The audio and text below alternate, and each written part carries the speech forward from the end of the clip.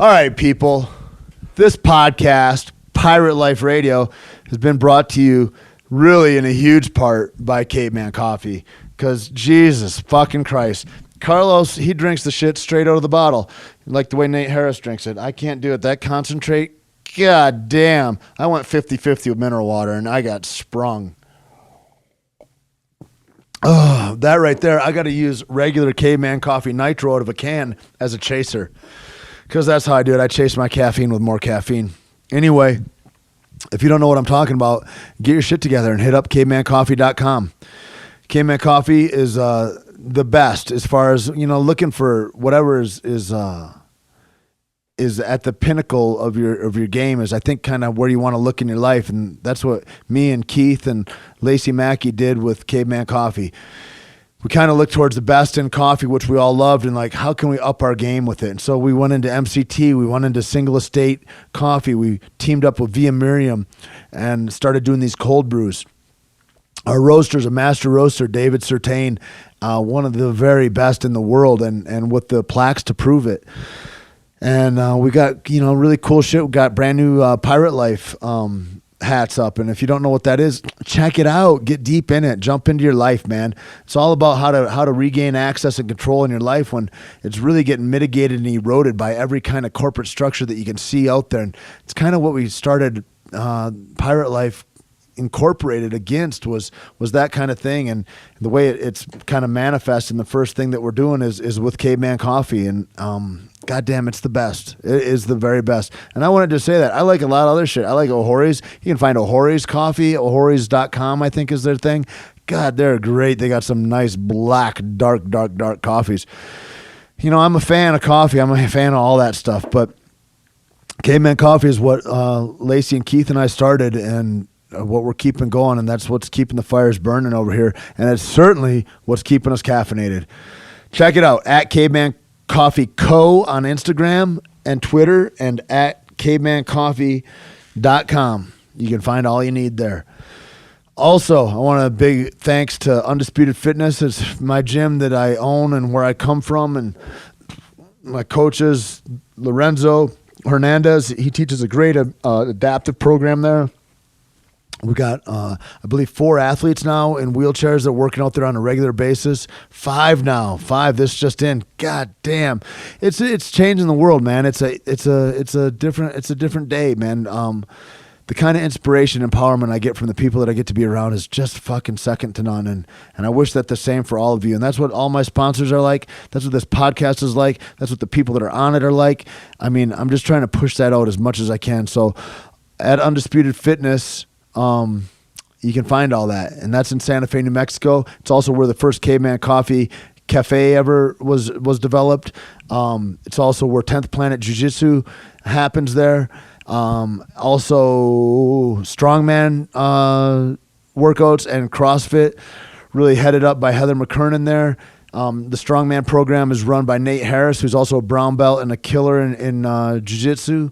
Ruben Rivera runs the 10th Planet site up there. So you can find all of us on Instagram. I mean, we're easily found at Undisputed Fitness and at Undisputed Fit on Twitter. You can find them on my Instagram at Tait Fletcher. Yada, yada, yada. DeuceGym.com. Bears saying, man, I'm just saying, food for your soul, nourishment. Go there, read the blogs, look at the workouts, see what life can be like, man, because it's exceptional. This whole fucking gig is we're born to be exceptional. Good enough sucks. So let's get busy, motherfuckers. And that brings us into this goddamn podcast that I'm excited about. It's really, like, I don't really have fan moments with fighters at all because that's where it is, but it's weird. Carlos and I, we didn't really mix and match or train together. Our fight careers kind of had gone in and out of each other for a long time, but to be able to sit and speak with him, which I'd never ever done before, one other occasion previous, but he's got a fight coming up with Robbie Lawler in 5 weeks from now on the recording of this. Robbie Lawler, one of the most winningest, badass motherfuckers in the UFC right now, holding the belt at 170, title fight.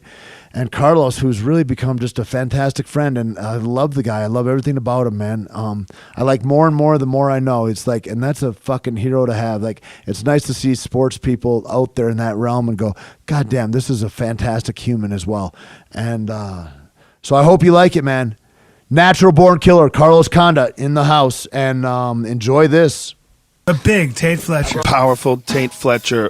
Is a real alpha male. Weightlifter. He's a stuntman. Movie star. Robust, enthusiastic individual. He's huge, by the way. He's like a monster person. One of the sweetest guys I know. He's bigger than life. Actor. Entrepreneur. A fighter. The jiu-jitsu technician. He's also bald and he has all these tattoos. He's just a big fucking man. A man, a myth, a legend. Tait Fletcher. Tait Fletcher. Tait Fletcher. What's up, Tait Fletcher, you fat motherfucker? Tait Fletcher. Tait Fletcher is Tait Fletcher. Teddy bear, motherfucking Fletcher, ladies and gentlemen. That's Tait Fletcher, everybody. The great Tait Fletcher. Tait the animal Fletcher. Tait the savage Fletcher. Always moving. There's no stillness with Tait Fletcher. You will find no dust. Tait Fletcher's in the house, ladies and gentlemen. He just said the word erection. Tait Fletcher. Tait Fletcher's in the fucking house. Tait Fletcher! Tait really blasts out some serious hardcore truth bombs, and I think you're really going to enjoy it. Welcome to Pirate Life Radio, man. Carlos, welcome, man. It's great to have you, and I've been eager for this conversation for a long time, and I'm wondering how can this happen, and then it just all kind of happens, and it's great to have you, man. Yeah, dude, thanks for having me. How many weeks out are you from your fight? About 5, I think. So you're feeling really good right now. I am, absolutely. What do you do differently? Like when you're coming into this, I don't know, I've been it's a trip. Like I guess the first time I ever met you was at a casino way out west of town. What, might have been one of the first. Sky City, maybe? Sky City, that's where my first fight ever was, I think, was out there. And there was all these flyers that had me, you, Diego, and Keith on them, I guess. It was a King of the Cage deal. It was I think you were 19 years old. That was around, like, you'd had a couple, 3 fights before then? Sounds about right, yeah. Yeah. Crazy, man. Mm-hmm. And looking at that and looking at, like, the whole launch of where this has all been, and then your, savagery throughout the WEC and It's kind of a trip to see all that, and like I think real turning points at different points. Watching you as an athlete, there's a lot of guys that stay monodimensional all the way through it, and then there's guys that you see around for a long time. Like those kinds of guys reign for a while, I think, and then it's like if you're not really pushing the envelope to get better in different ways or adopting different training styles, that doesn't really have legs. Mm-hmm. And you seem to have done that naturally and had different camps and different guys around you, different coaching structures. And was all that stuff just a natural progression, or was that something that you looked at and you're like, I need to have a different camp now, or I need to have different training protocols, or I need to start moving and moving weights more into my life? Or Well, I think it's a combination of things. I mean, at certain points in my career, I came to a point where I was like, well, you know what? This camp is no longer helping me grow. It's kind of stifling my progress. I need to go find something new. I went and actually got a chance to train with some really high-level athletes out in Arizona. I was training with. I remember that. The guys at Arizona Combat. So Ryan Bader, Aaron Simpson, these guys who had all come through the Arizona wrestling Arizona State wrestling program. Sun-kissed kids kind of deal, right? And so these guys were like high-level athletes. I had never really trained on a professional level. Like I had trained. With some really, really great coaches. What a crazy thing to say, right? But to see guys training as professional athletes as opposed to like just mixed martial arts guys who didn't necessarily live the lifestyle. I didn't necessarily live the lifestyle at the time. Explain the difference.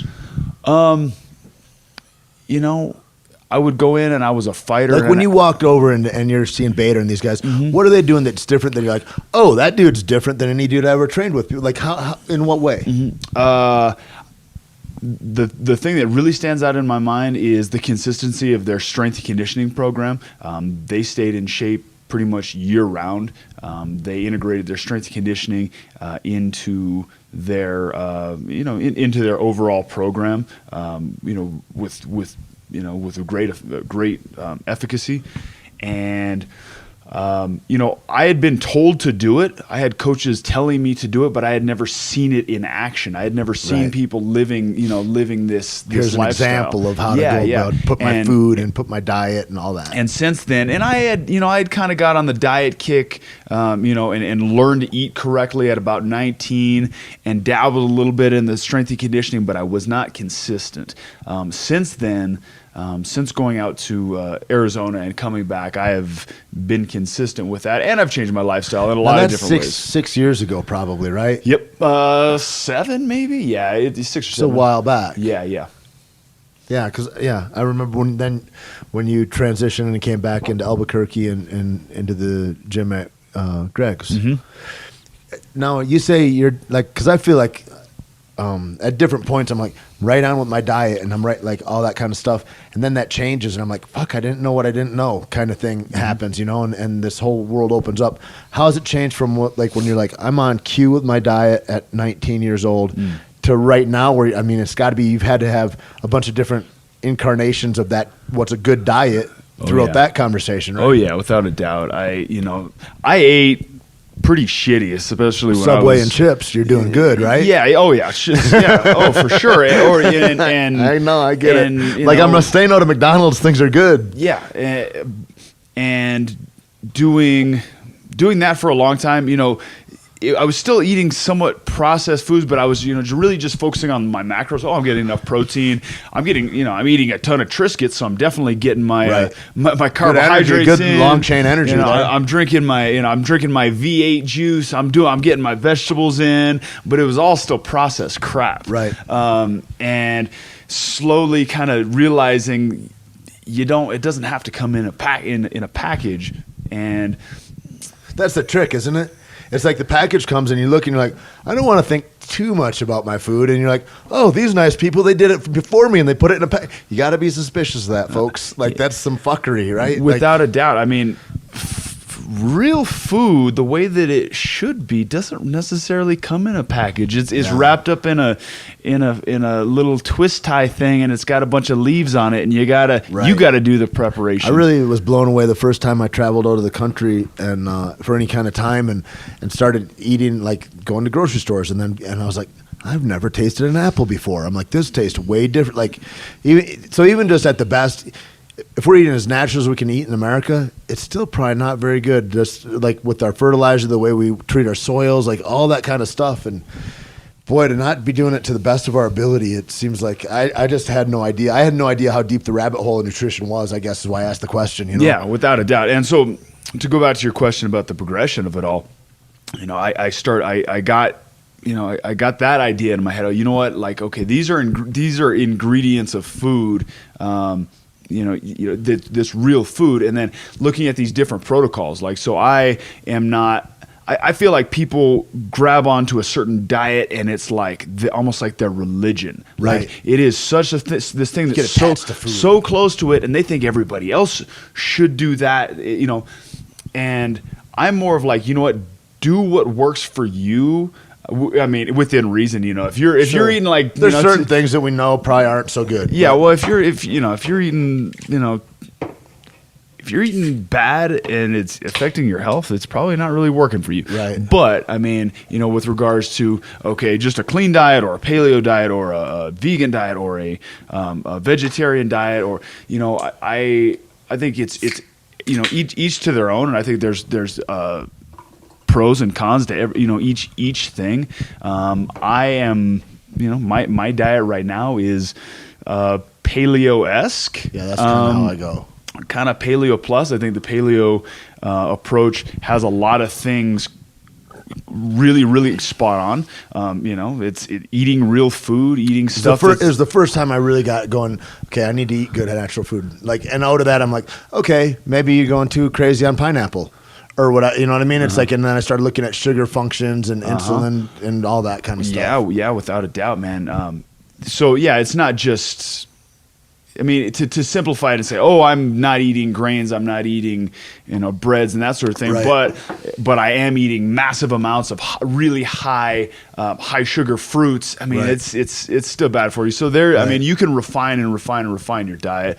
But I guess, my point is I'm not like militant about any real thing other than trying to live. eat real food. Yep. Eat real food that makes you feel good. Get lots of freaking vegetables. Well, I think one of the best things that I did too was try to eat well, fuck, what is a paleo diet? Mm-hmm. And then I go, okay, well, let's see what it is, like you said, for each individual body. Let's eat that way for a month and a half solid. And not 90%, because 90% means you didn't do it. Mm-hmm. Let's do it all the way. And so I started looking at those kinds of things, primal diets and paleo diet, zone diet. I went into all these different things and go, let's see what results we get from that. Ketogenic diets, like all that kind of stuff. Yeah. Is your shit different now? Like, so here you are at the highest level you've ever been. Like, this is the best natural born killer anybody's ever seen in the world, right? Is that how you feel right now? Because that's kind of how I feel about you just from talking to you. I'm like, this is the very best, healthiest Carlos Condit that's ever been. Yeah, I feel that way. Now, is it different? Is it different before you started camp, your diet, or do you just kind of tighten up some things and enhance other things because you need more energy diet-wise, things like that?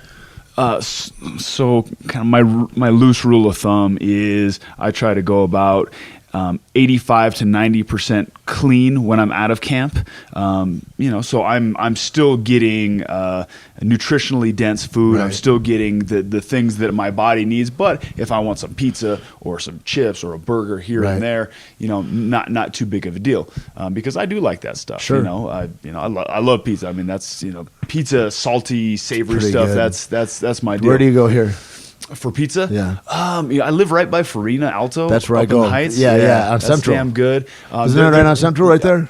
There's that one, then there's one up in the Heights. Okay, I've never been to that one. Yeah. But they do a gluten-free number that I'm like, that's... They do, and it's in the... I'll have two, thanks. If I'm going to do it, I'm going. I dig their... Yeah, I like their gluten-free crush. It's just tastier, I think. It's good.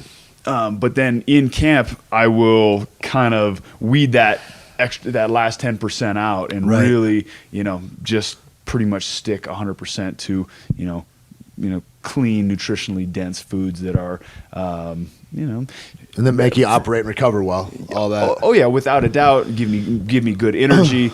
I couldn't imagine if I was eating the way that I did, 10, 12 years ago, right? and so crazy. and Dude, competing and training like athletes I am now. right now, and they do that old school shit. It's like, remember like male amateur athletes, how they used to look like in MMA, and those guys now are like what you saw pros were 5 years ago or 10 years ago, and it's you don't see, like, everybody's tightening up the game more and more and more, and we're talking on the way up here about Holly. It's hard to not talk about Holly in any conversation that you have anywhere in the world these days right now, right? But I was like, she's always in shape. There's never a time when she's not in shape, know, and like you're talking about, you're like, I'm always pretty close. Like, I just need to tighten up.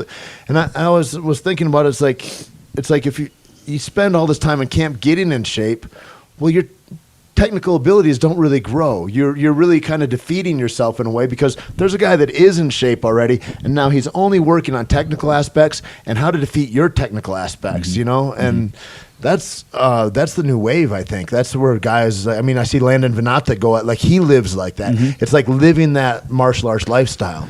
Yeah, and I think that there has to be different levels of intensity at different times. So you can't go hard like you're in a full-on training camp year-round. And that's not what I'm talking about. I'm talking about staying in a decent amount of shape, living an active lifestyle. You mentioned Landon. Landon plays a lot, and that's really what his life is play. Like Little John, same thing. Yep, physical play. Finding cool things that you like to do that's your brain doesn't perceive as, oh, this is training, this is a grind. No, this is fun. I'm getting my heart rate up. I'm stimulating my neuromuscular system.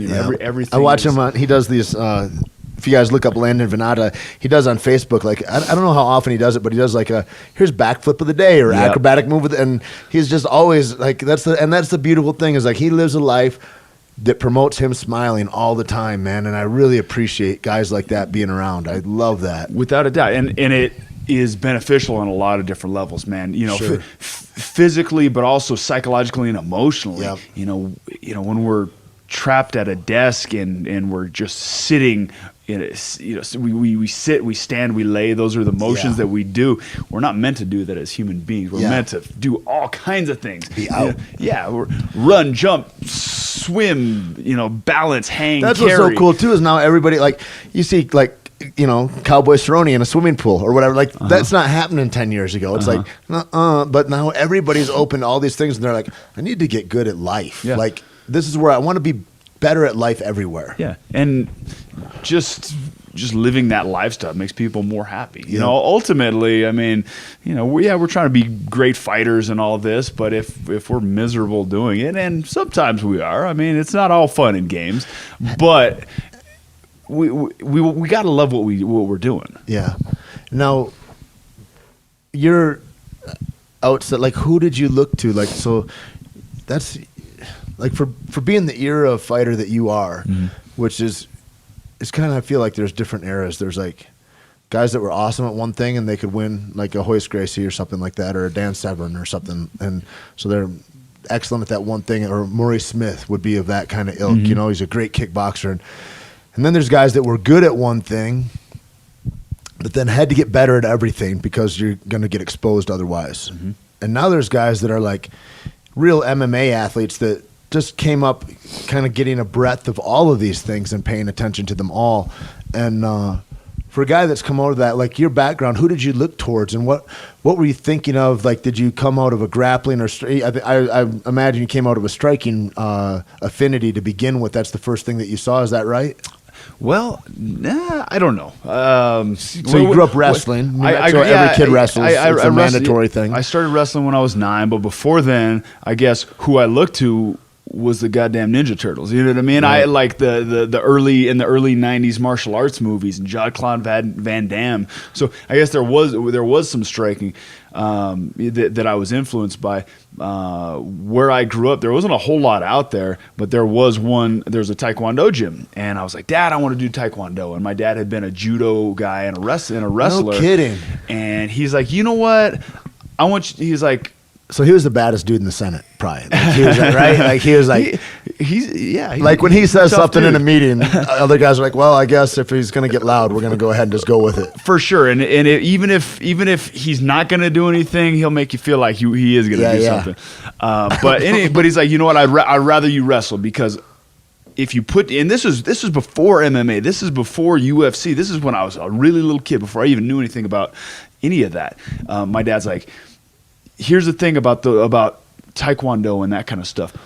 You put your hands on those guys, you grab them, you get in close, they can't do anything to you. And that was from his experience fighting guys in the bars and street fighting and that sort of thing, which, I mean, held true when he's like, there was a Golden Gloves guy that was going to light me up, and I grabbed him, and that was the end of that. Yeah, I put him on his head. Yeah. And so I started wrestling, and then at about 15, I went and I checked out Greg's school, and then I ended up at Tom Bond's school. Yep. And the cool thing about the what was going on in Albuquerque at the time was there was a bunch of people from a bunch of different martial arts disciplines: wrestling, grappling, kempo, kickboxing, guys from Packard School like Arlene and Mike Winklejohn, and they were all kind of coming together, and there was like this small little alliance for a time, and they were kind of developing what we know now as mixed martial arts, and they were all very good at their individual things, and they were blending this stuff. All Gaido Jitsu back in the day, right? Jitsu, exactly. They were blending this stuff before while there was still the one discipline athletes that were fighting in the UFC.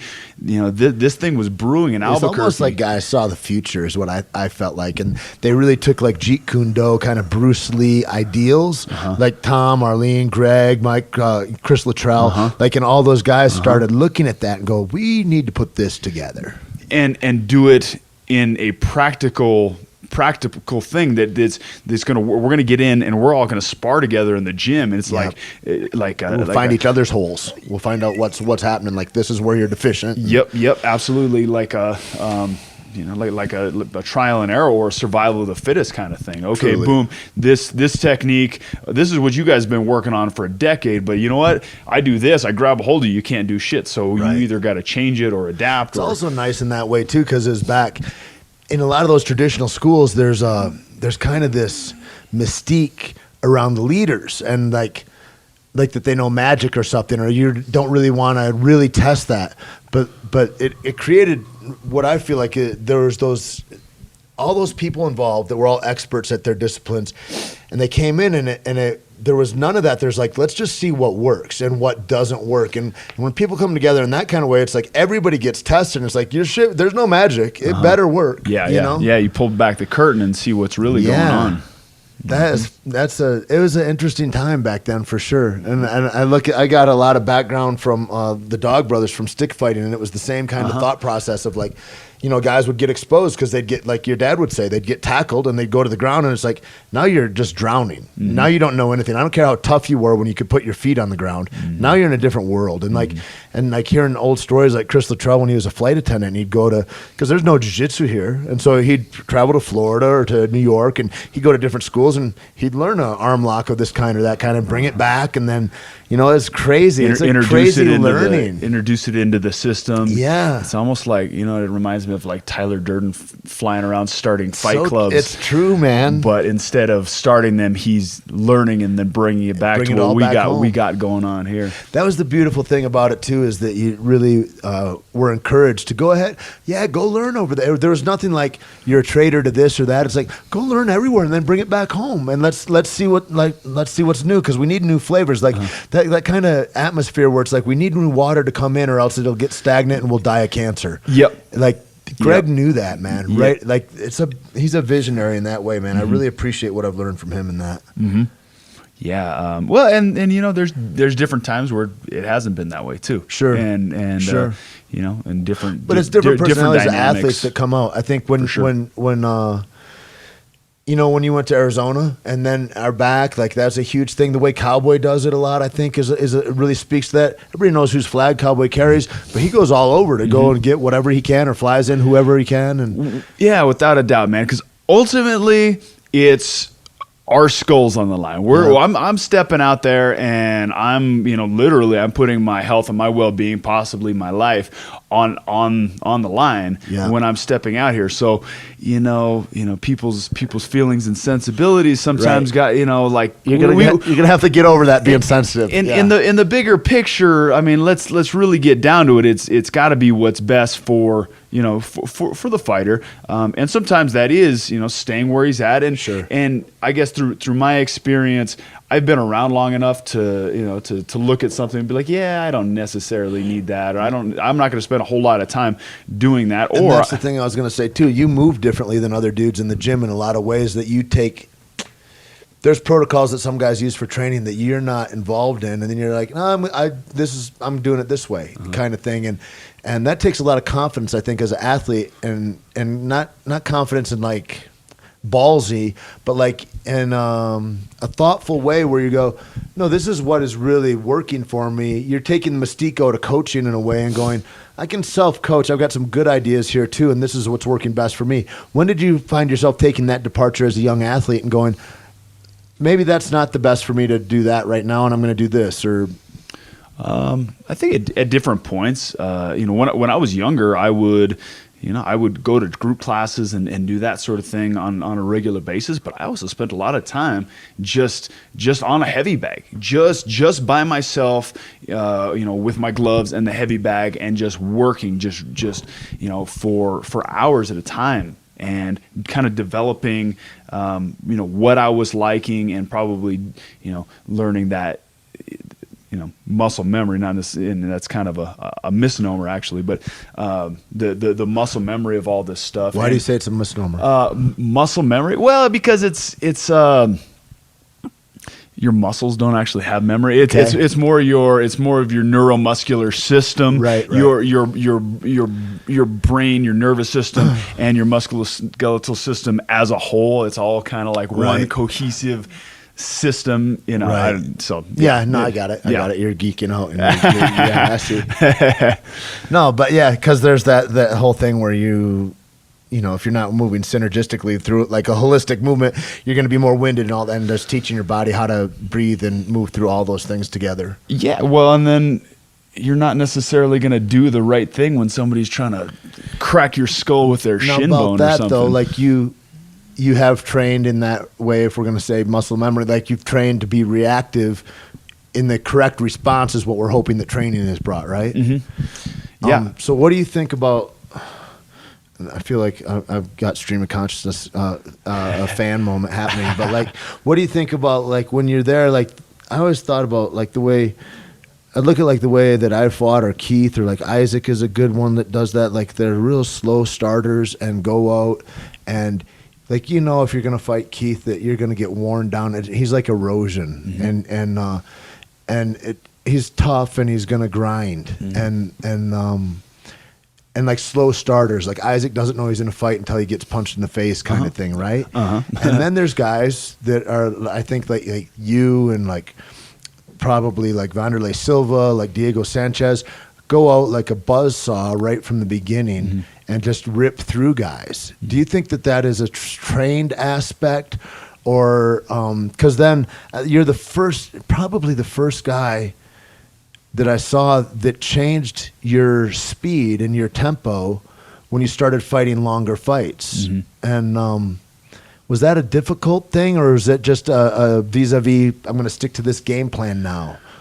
Like, is there something to turn off to go, don't fucking go out there and like this whole natural born killer, I'm going to grab your neck and choke the fuck out of you, or I'm going to fucking throw a hook and that's going to be the end of this fight. You know what I mean? Mm-hmm. Because it's a real marked difference if you're looking at that as in an athletic way. It's like, that's a different athlete. Yeah. Well, it's interesting. Some of my fights, I am actually a slow starter. I have some, I have a bunch of first round finishes. Yeah. I have a lot of finishes later in the fight. So different fights, sometimes I get in there sleepy. And for me, and I don't know about these other guys that you had mentioned, sometimes, I'm not woken up until I'm punched in the face. And when I wrestled, it was a little bit like that too. I'd always get my ass kicked in the first round, and I'd come back the second or third round and pin the guy. Sometimes I got to get roughed up a little bit, but there's some nights where I'm just on. I feel, I feel just that fire and that intensity to go out there, and I got a guy that's standing across the cage from me. He's going to try to kick the fuck out of me and embarrass me and take everything that I've worked for. And fuck that shit. That's not happening. Now, I'm going to kill him. Is that backstage preparation? Is that the difference? Or you know what I mean? Like, could you elicit that? Could you make that happen? Or is it just depends on a set of events that you're like, I'm not even sure really what goes into that? You know what? What I've noticed is fights, pre-fights and fight week, that I'm very nervous and I'm like crawling out of my skin with anxiety. I'm able to turn on that fire big time in the cage or right before, and fights that I'm kind of more chill and I don't kind of have that anxiety, which is great, because that's terrible to be like a horrible anxious feeling just nervous, and crawling out of your skin. It sucks. But when I don't have that, it's harder for me to turn that fire on when it's time. It like converts to that basically that killer, that killer drive, that killer instinct that I use. Here's the thing, though, with me, no matter how I feel on any given night, I got to go out there and I got to perform to the best of my ability. I'm going to win. I didn't train. Hey, if I step out there and I'm not feeling it and I'm kind of sluggish, it doesn't matter. I didn't put in, 9, 10, 12 weeks to lose because I'm having an off day. Right. Fuck that. It has to be an on day. Yeah. Well, I mean, even if it's not, I'm still going to It's going to be. I'm going to use my my experience or my my technical abilities or whatever it is. Maybe it's not going out there and running over the guy. That's the thing I guess I'm talking about. Are you thinking about technical abilities, or are you thinking about savagery? Because there's a thing, like I go out and I just behave in a savage way where I'm going to rip through a guy. Well, now the thought is maybe my technical aspects go out the window a little bit because I seem like I'm going wild. But I see guys that do that. They do it with a huge amount of efficacy also, and can bring that technical aspect to it. Or you go, no, I'm going to be plotting more technical with it. I don't know if one's better than the other. I mean, I guess in different circumstances, different things. Well, if you're able to bring the intensity to your technical Right. style, I mean, I guess that's kind of the best of both worlds. Yeah. But sometimes maybe you don't have that intensity, or you don't have that fire All that days night. are so You got to fake it. You got to go out there and you still got to put that jab out there. And whether you were all fired up, or if you're kind of feeling like shit that day. Do you have a ritual you go through before every fight? Or is there somebody that you have there? Like, I guess what I started thinking about was like, do you feel like at a certain point, coaching and technical aspects, is that as important as the person being next to you and how that person makes you feel, whether it's calm or whether it's excited or whether, you know what I mean? Like there's different kinds of reasons we have different coaches in our corner. The coaches that I have in my corner these days are all pretty calm, and they're like, they don't need to get me pumped up. Every once in a while, there was, I remember a fight specifically, that I'm like telling Coach Greg, I'm like, man, I don't feel it tonight. My legs are sluggish. Actually, more than one fight, and then he kind of goes into his motivational speech mode and, gets you fired up, or at least enough to go out there and do what you got to do.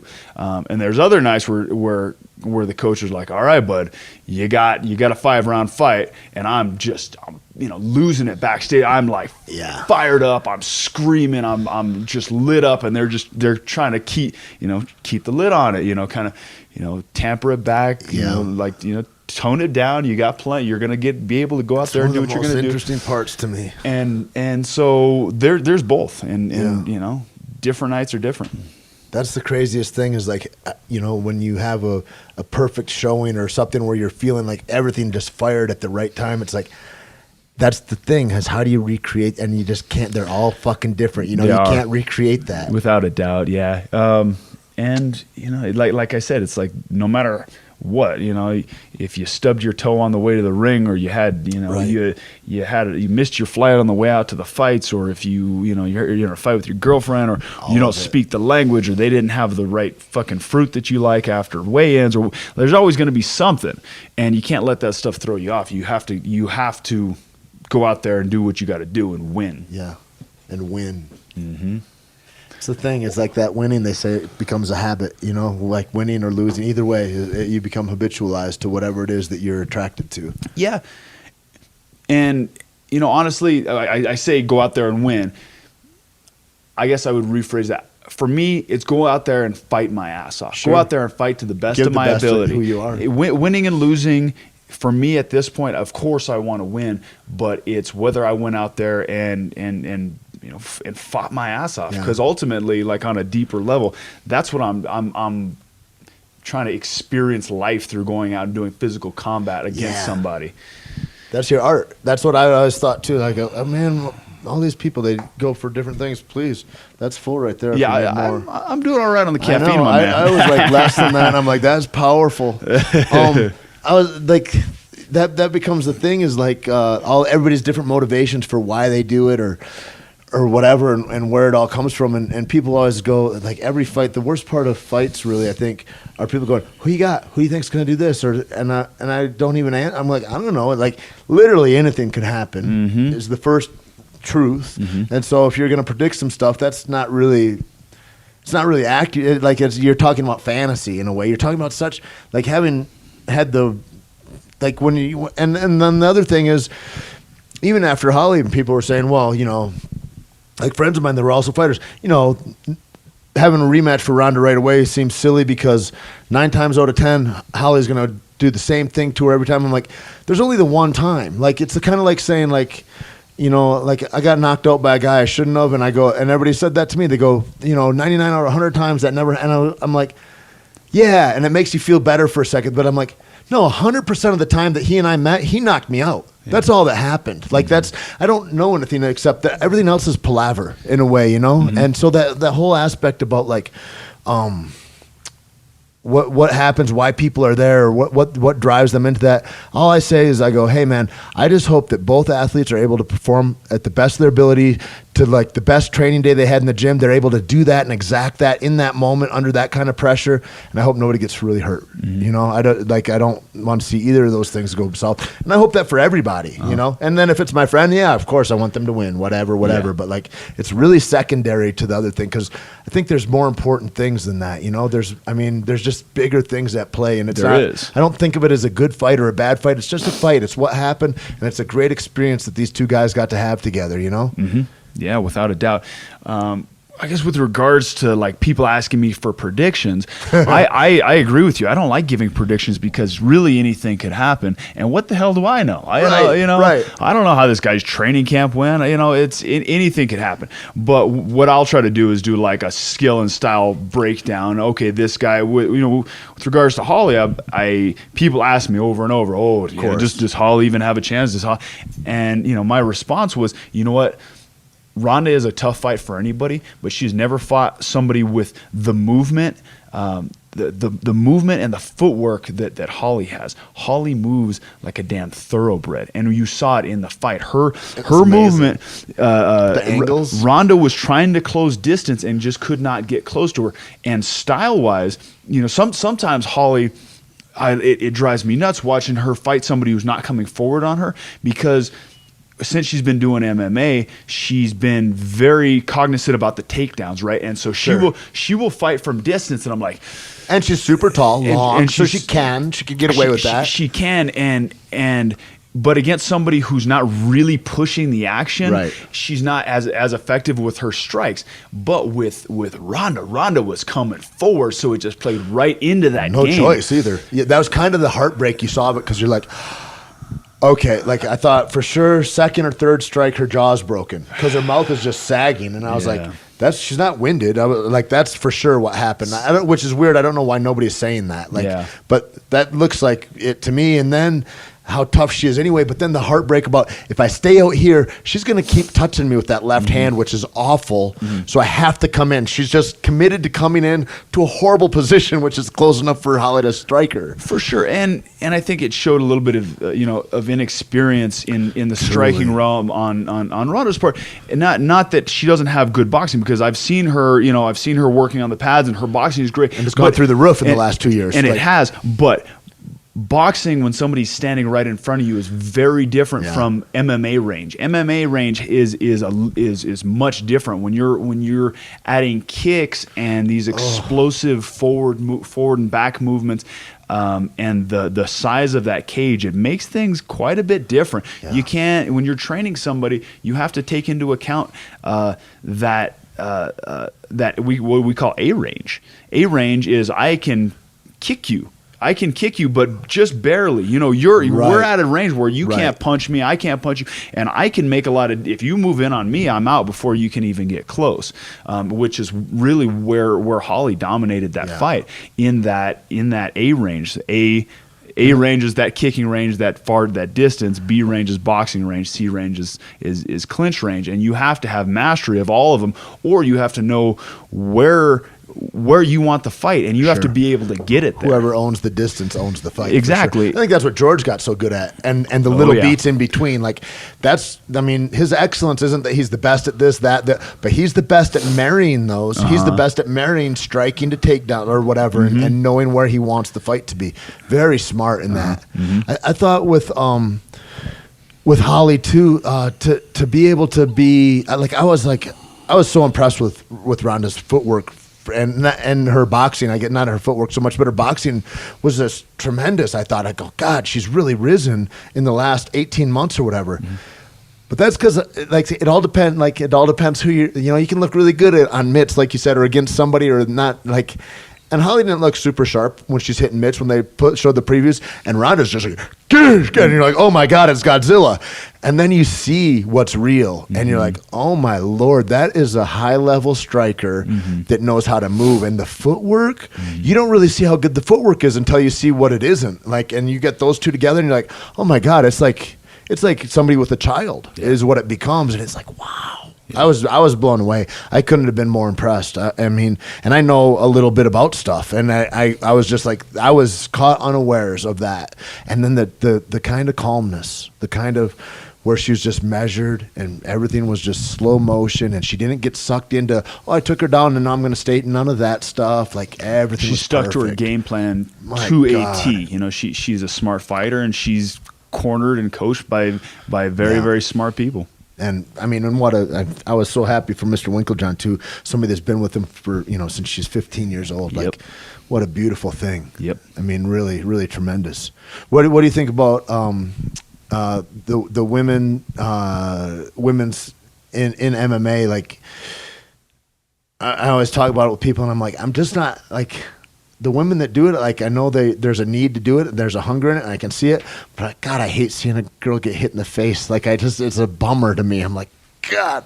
And I know like girls are out there that'll punch me when they see me next, but it's a different thing, man. It's hard. It's hard. I guess so. You know what? My original trainer, Arlene, Arlene Vaughn. I mean, she kind of. And one of the greatest striking coaches out there, really, without a doubt, and a great champion, kickboxing champion in her own right. I never really developed like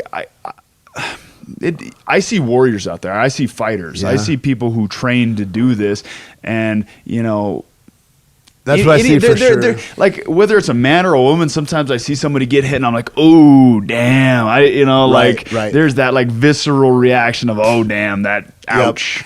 Ouch. But I guess it doesn't vary between them, and I've always been a fan of women's MMA, and like I had mentioned, Arlene, she was my original striking coach, man, and she showed. I mean, she was an amazing fighter. She's an amazing coach, and just having come up under her gave me a different perspective on women's fighting. Right. I would say. Right. Do you think that?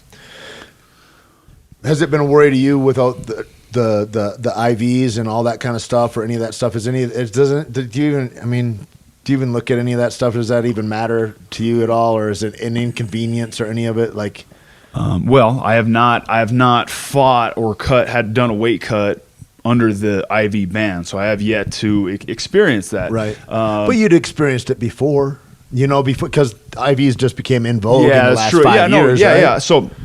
I did used to do my weight cuts and not IV. I have been using IVs for the last couple of years, but I think my body composition has changed quite a bit. My weight cuts have just because changed. your age.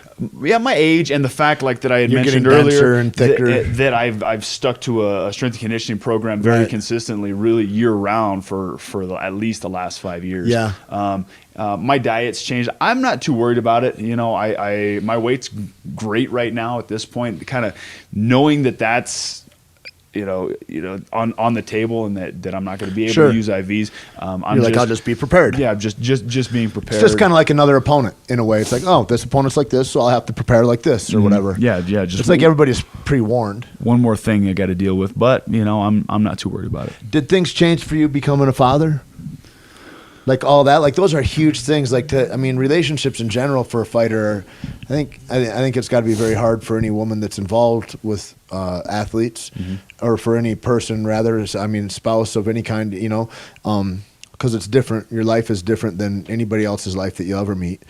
And then also then to bring in is that affected your thoughts or your training or? Yes, without a doubt it has. I know a lot of guys and I don't want to just speak to like the aspect of like, oh, it made it harder, because it's like, I'm sure that she brings in a solace and a comfort and like a real base in that way too. I mean, that is like that other people do not have. Well, having a son definitely changed things, and it changed things for the better for me.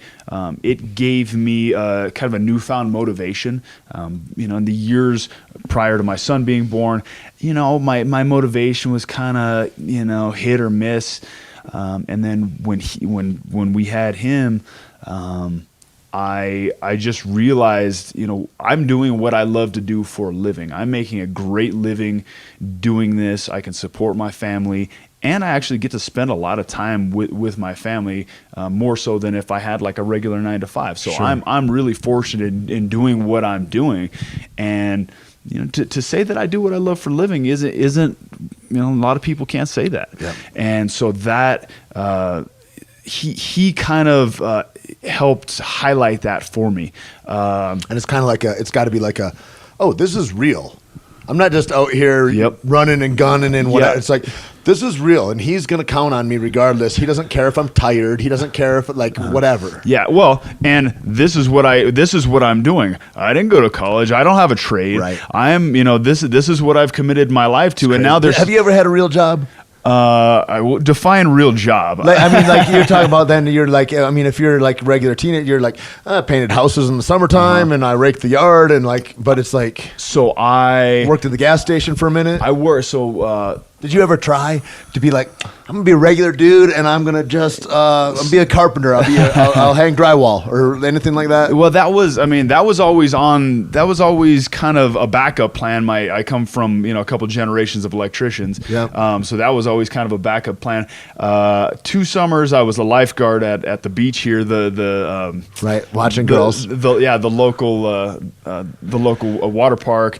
I worked for a long time as a security guard as a bouncer at a music venue. Yeah. I did that. I had like an office job. I was like an intern at the Department of Labor there for a little while, like my only ever office job, which was interesting. It's gotta be weird. Yeah. How is that?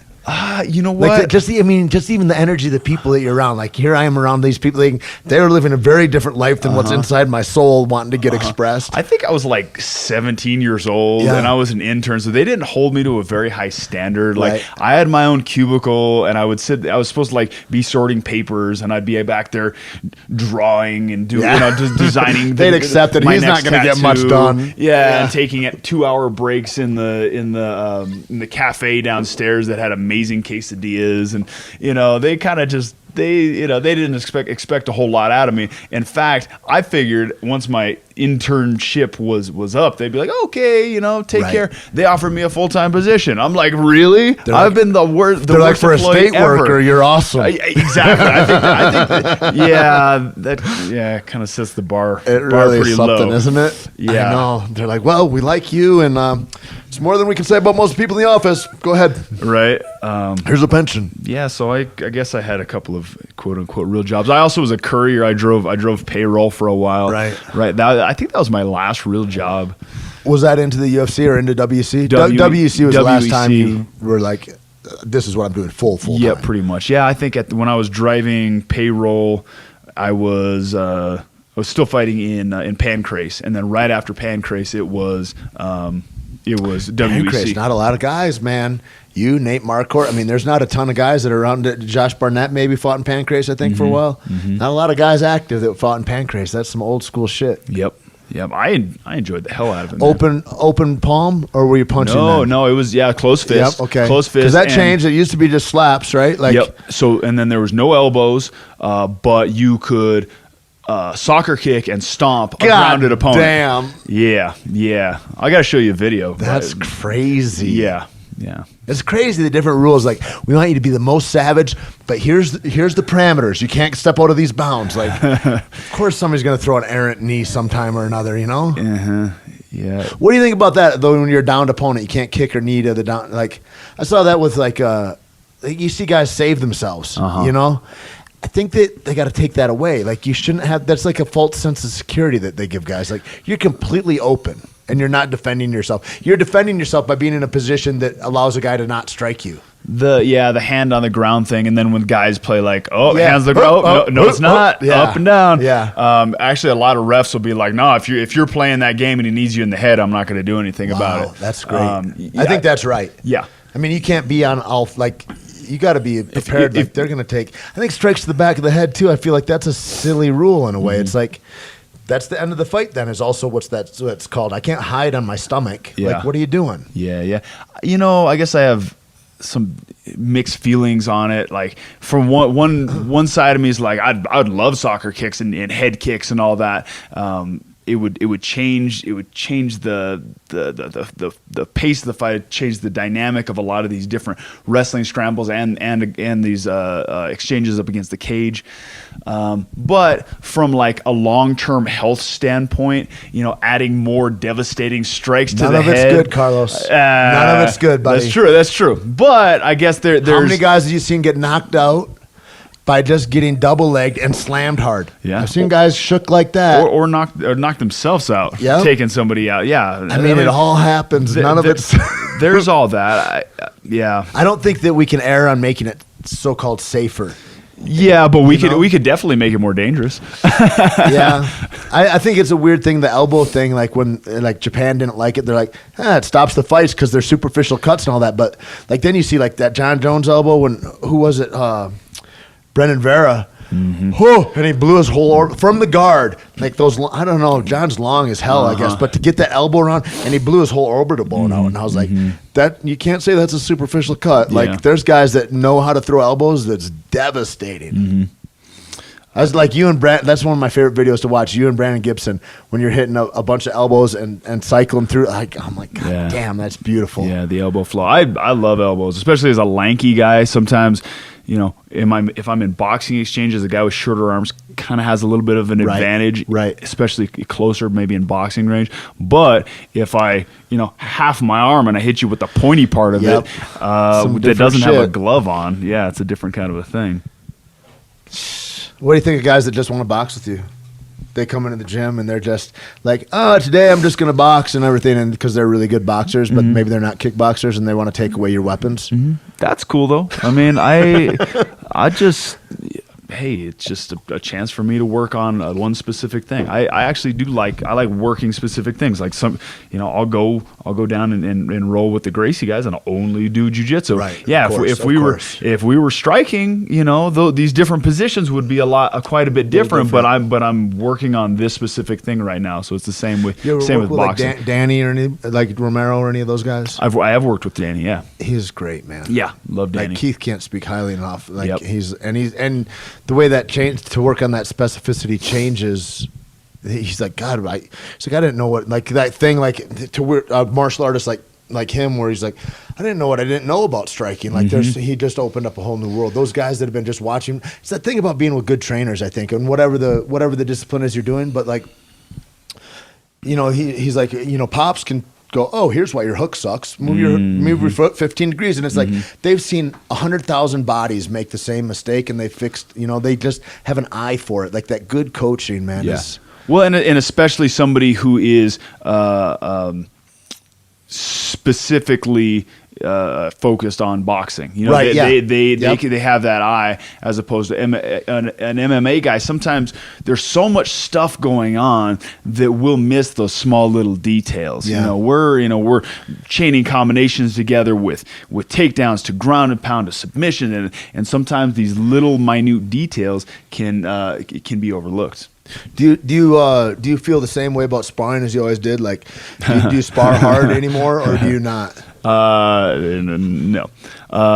So when I was a kid, it always like kind of like who are the only guys like shoot box, like they just get it all the time, and like that's how guys would train. They're like, that's good training. Yeah. It's not really seen that way anymore. Yeah, well, so when I first started training and they were like, hey, you can come in and you can put gloves on and fight all the time. I'm like, hell yeah. I get to fight all the time. This is what I love to do. Fuck yeah, we're going to go fight. But as I got older, especially in the last couple of years, I don't necessarily see, hard sparring where you're just beating the shit out of each other as necessarily advantageous. I think that it can be detrimental. I mean, if you're trying to train your brain to do these complex, neuromuscular sequences, and you're also smashing the wrinkles out of it every time you're practicing, it's a little bit counterproductive. Right. So I think early on, if somebody's like, "Hey, I want to be a fighter. I'm going to train to do this," and then if you never sparred and you put all this time into it, and then you step out there and the first time you get punched in the nose, you're like, "Oh, I'm one of these people." You got to find out you're tough. Yeah, exactly. And so I think that there's definitely a time and a purpose for hard sparring. But dude, I've had 40 plus professional fights between MMA and kickboxing. I know how to fight. Right. I know what it feels like to get hit. You already know you're not going to quit. I think that's one of the things about sparring is like when the going gets tough, I'm going to hang in there. Like that's what it shows us, right? For sure. And I think that there's other ways. There's lighter sparring. When I'm sparring these days, it's more like tag. Do you pick your guys? I do. I do. You kind of have to. I do, especially at Jackson's. We have that dynamic of different people coming in all the time, right? And you never know. Somebody might just be coming in and like, oh, hey, there's Carlos Condit. I'm going to go out there and I'm gonna make a name for myself, and I'm gonna post it on my Twitter that I went out and banged with him and clubbed him or whatever, or hit him with a spinning back kick right in the jaw or something like that. I got to be careful. Sure. I got a career. There's I got a lot at stake. There's a lot at stake without a doubt. So I do kind of pick and choose who I'm sparring with because it has to serve a purpose. Right. Sparring just for the sake of sparring, I've done plenty of that, and I love doing it. But anymore, I mean, if I get injured, the consequences are too steep. Yep. I mean, if you've got a legitimate enough chance to get hurt. Going against guys that love you and that are your pals, let alone somebody that's like just comes into the country or just comes in from wherever and is like you said, I mean, I talked to Keith about that. He's like, guys would love to be able to fucking say I tap Keith Jardine or whatever. Like, there's those guys that are the tough gym guys that want to see, oh, how good do I do against the best guy in the world? That means I'm good. It's kind of like in a grappling tournament. And they're like, well, yeah, I lost in the first round, but it was to the guy that won. And it's like, that doesn't make you the second winner. That makes you the first guy that lost, and that's it. Like that's not like it's that kind of that's what I always liked about the gym too, is the fellowship of that like anybody that talks outside of what happens in the gym gets smacked. Yeah. It's like there's not gossip about like how training went. Yeah. It's so nice, man. It's just free. Yeah. Yeah. You can go in there and I don't know that every gym's like that. Yeah. But I know that it's like that at Greg's, and that's what I really always appreciated. It is. And part of that is, if I'm in training camp, I'm training, 5 to 6 days a week. And, Monday I might look crisp. 2 and 3 days a week or a day sometimes? Without a doubt. Sometimes 4. Monday I look crisp. Thursday I might look like a different shit. guy. And if somebody gets the better of me on Thursday, I mean, I've done 10 times more practices than that person has. So it doesn't necessarily mean they can beat me. Sure. So it's weird how it always comes down to that, right? Yeah. That's what I always think is a trip about other sports when you watch basketball or football or something. I'm like, right when it starts to get good, they blow the whistle, and then these two huge guys are listening to this little skinny guy with the whistle. Like it's never really like, and everybody like all the bragging rights of I'm fucking this guy up or whatever. It's like shooting 3-pointers. Got it. Like when you take it to the mat, it's different. Yeah. That's I think it's a huge distinction with fight gyms, with real fight gyms, and then I don't know how else, like a hobbyist gym or something like that. It's like there's just different things at stake, and man, people are trying different things. I remember every time I thought I was doing well with like Keith or something, I was like, oh, this feels really good. Like he's just working on this one combination. You know what I mean? It's like I never had any kind of real like illusions about what was going on. It's like he's working on specific things. The gym is kind of a laboratory. It's right, not exactly, it's not real world situations. I mean, it can be, but you're in there developing certain things. A great example is, have you ever seen old footage of Muhammad Ali sparring? Muhammad Ali, when he sparred, he didn't look very good. Man, they would have all these press people, around the ring to impress and all that. Filming him, and he'd be in there getting his ass kicked. But really, he was working on, or so he said, he was working on specific things, working on that rope up, working on these weaknesses, and the dude was getting the better of him. But that training. That training session or that sparring session wasn't what mattered. It mattered when he was out there under the bright lights, and it was really time to go. That's game night, being a game day player. Thing. That's where it matters. It doesn't matter. Do you want to be tough in the gym, or do you want to be tough for real? Yeah, and that's the thing about like that I always appreciated was like the ego deflation that it offers is that that it's like you're going to have to give up something. You're going to have to give up. You can't win every day in the gym if you're going to want to win on game day kind of thing. Or, I mean, maybe you can, but it's like there's going to be allowances you make. Like you're going to let a guy, if you're just going to work on slipping punches, you're going to let a guy throw punches at you that he wouldn't normally be able to throw because you'd be attacking or whatever. All these variants that go into it. And it's a beautiful thing to be able to go ahead and go, this guy's going to feel that way. However he feels about it is fine. It's fine, yeah. You know? A guy that really kind of highlighted that for me is I worked a couple camps with an Olympic wrestler named Jake Herbert. Just a great dude. He competed in London, 2012 Olympics. He's going for this for the Olympics here in 2016. This last year he had a couple of really great wins over some top level guys, and he would always tell me, I have absolutely zero practice pride. I have zero practice pride. These guys can come out here and kick my ass all they want because it really doesn't matter. I'll go out there. What a mature thing to know. I will step out there with these guys when it's game day, and I'll whoop their asses.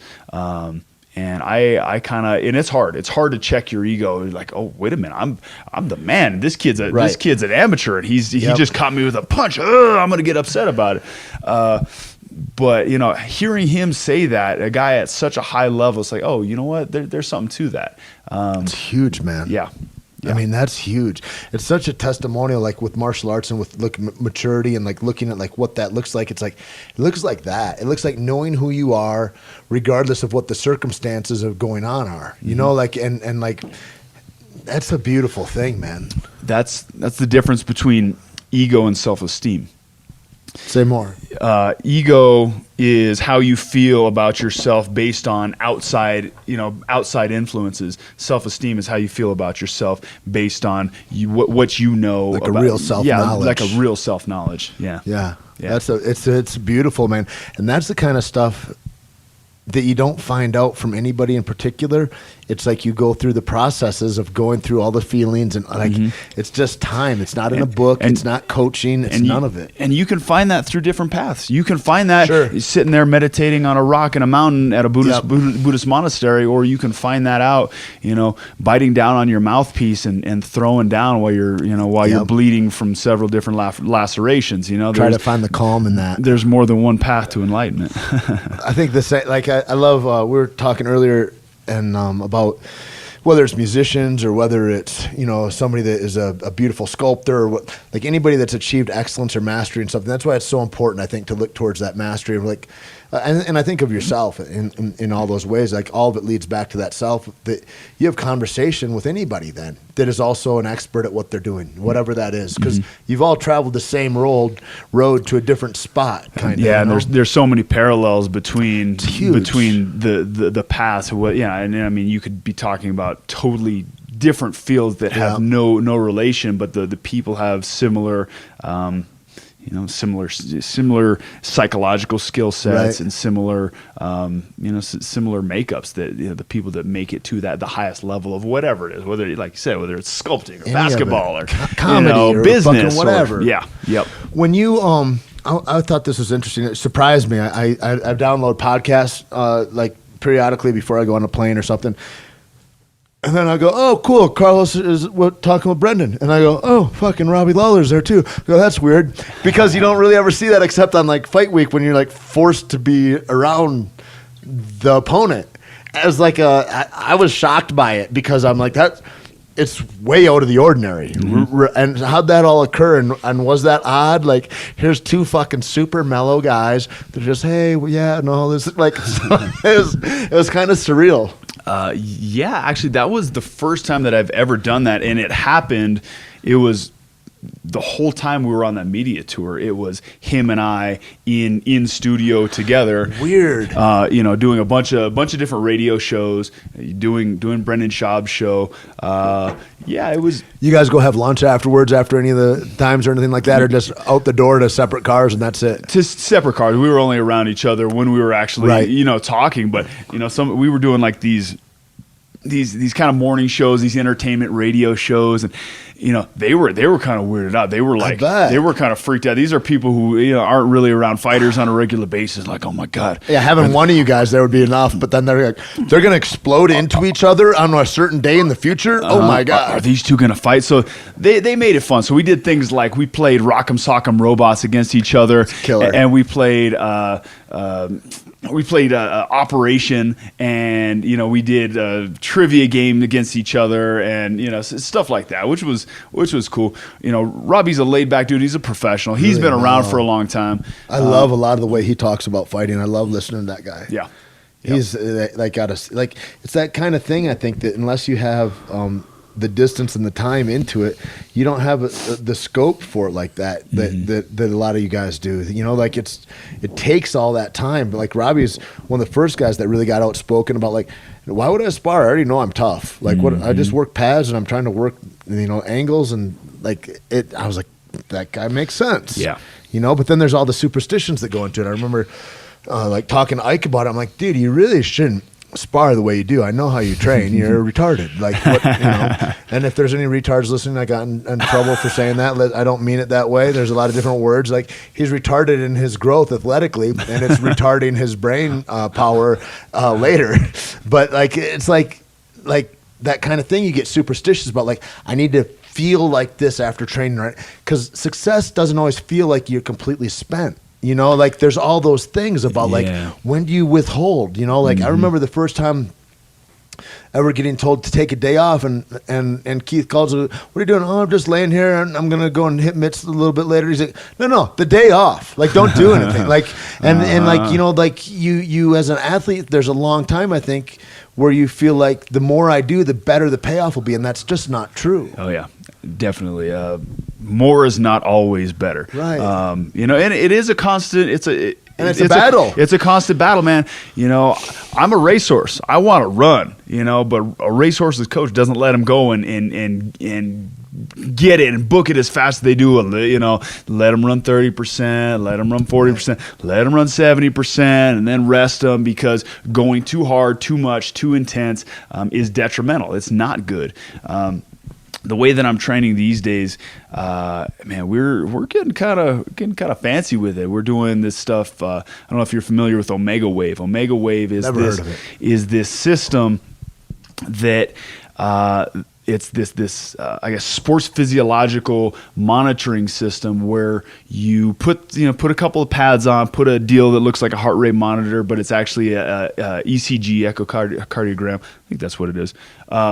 And it looks at your heart rate variability, your central nervous system activity, and a couple of other different biofeedback patterns. And there's correlation between them and your performance and how you're going to adapt to your next thing. So it'll basically give you. It'll get. Dude, I'll bring it in next time. Where can you find out more about it? I think it's just probably just Google Omega Wave, and they.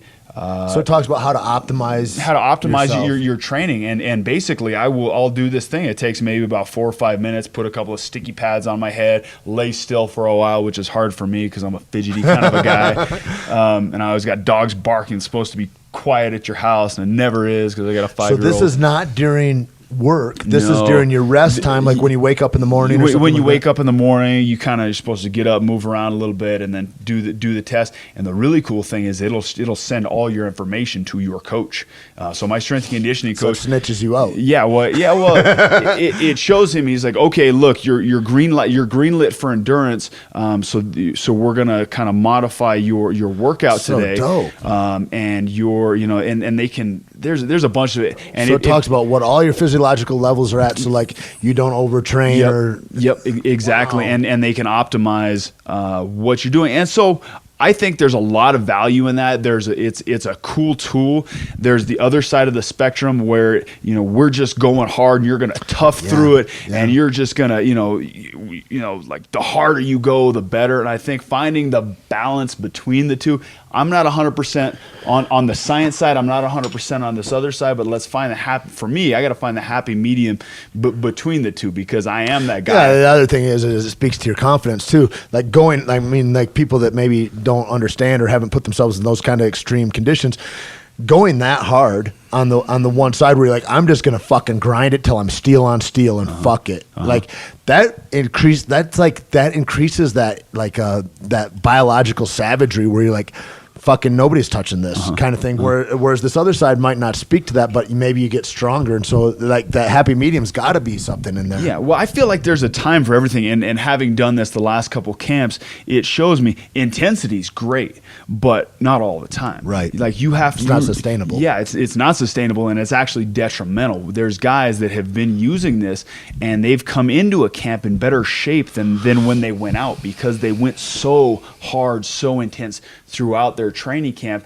They're actually more they're more depleted at that depleted and diminished, and like even on like a mitochondrial level, your mitochondria's ability to create ATP and energy for your muscles to function is diminished if you are overdoing the intensity. Yeah. And so kind of periodizing. I don't know. Periodizing. Yeah, there you go. Periodizing. Periodization. Yeah, of the intensity versus. Yeah, and doing different things at different times. And we have a specific date. We know we want to be strong, fast, quick, agile, with endurance and power, everything at this certain time. So we go through this certain, these certain regimens. So we're not doing all of it all the time. Right. We're like, okay, I'm way out from a fight. I'm gonna lift, just hit a couple of reps and then take a two minute break, and I'm gonna, But you also, as a stronger 30-year-old fighter, are different than as a 19-year-old. Like it's like that whole thing. Like what I think is super interesting about like you and Diego in particular is like you've gone through these things. Not as easy to make a weight cut when you're when you get older. Like they don't come easier and easier, and so your training has to be different. And then if you're gonna go balls to the wall in your training, that's great if all your physiological juices are working at optimized level like they are in your early 20s.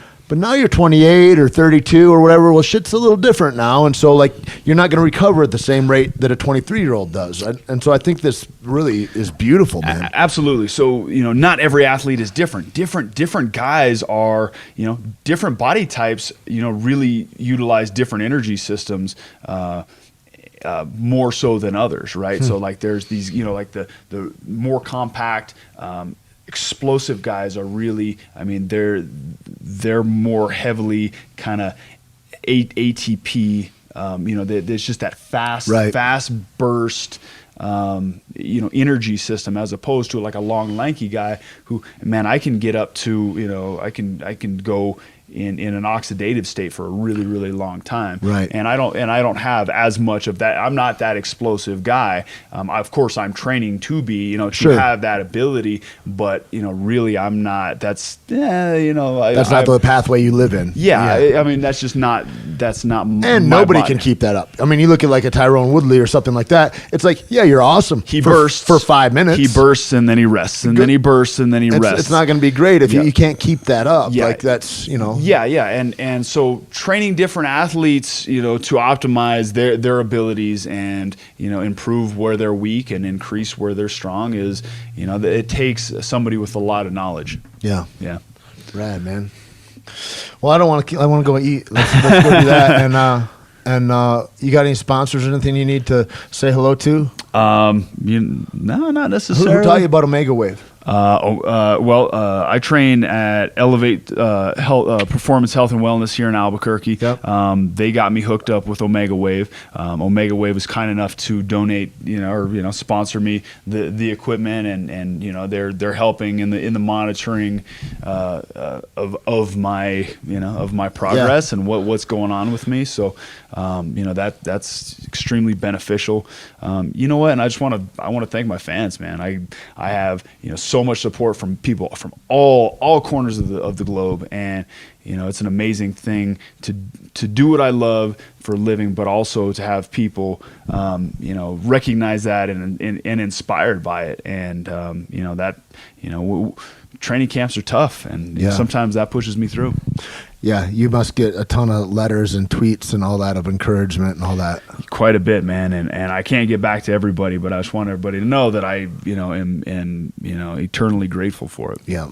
Yeah, it's a crazy thing, the reach that all that has. Like as a combat athlete, you're accessible in a way that, like, if you're playing for the Bulls or something, those guys aren't like they're not accessible in that way. It's like it's the only sport where fans really are in collusion and can touch and interact with their heroes in this way. It's a fucking cool thing to be a part of. Really, it's the coolest sport in that way. Like, if you love a race car driver, good luck. You're never gonna see Mario Andretti or whatever. You know what I mean? But like this is a whole different thing. It's a whole different animal that is so cool, I think, in that way. Yeah, and that's why I think that's part of the growth and the popularity of the sport. People can relate to these fighters, and they can, they're not. I mean, I guess they do kind of hold fighters up on a pedestal to an extent, but we're also more accessible, like you said. What?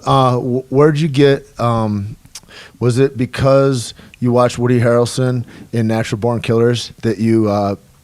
Where'd the name come from? Yeah, pretty much. They filmed that, like, a lot of it here in Albuquerque. You had a really dark relationship with a girl, and you're like, we could be this, babe. Mickey and Mallory, babe. I just made that up. I don't know anything. No, I liked it. I actually wanted a fight team called the Natural Born Killers. That's pretty dope. And then I didn't have you know what that is? That's the wrestling team that you sponsor when your kid starts wrestling. There we go. Yeah, or the fight team that I bring up when I'm done fighting or whatever. But I didn't have a name, and at the time I was like 12-0 with 12 knockouts in the first round, and I was this clean-cut kid, kind of didn't look like much, but I was just had that natural like killer a real life instinct. Dexter. Well, man, it's a privilege, man. I really enjoyed it, and thanks for making the time, and we'll talk again soon, and I can't wait to watch the fight, man. I want to go to that one for sure. Yeah, dude, thanks for having me. It's been a blast. Absolutely.